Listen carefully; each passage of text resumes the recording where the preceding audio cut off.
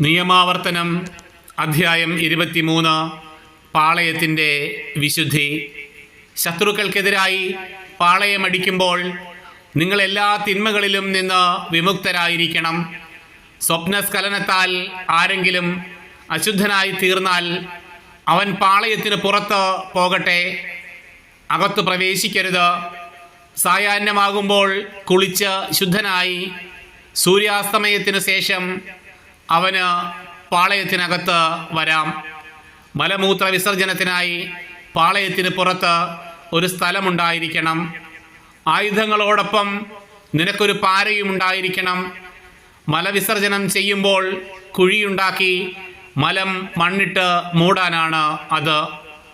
നിന്നെ സംരക്ഷിക്കാനും നിന്റെ ശത്രുക്കളെ നിനക്ക് ഏൽപ്പിച്ചു തരാനും ആയി നിന്റെ ദൈവമായ കർത്താവ് പാളയത്തിലൂടെ സഞ്ചരിക്കുന്നുണ്ട്. ശുചിത്വമില്ലാത്ത എന്തെങ്കിലും നിങ്ങളുടെ ഇടയിൽ കണ്ട് അവിടുന്ന് നിന്നിൽ നിന്ന് അകന്നു പോകാതിരിക്കേണ്ടതിനായി പാളയം പരിശുദ്ധമായി സൂക്ഷിക്കണം.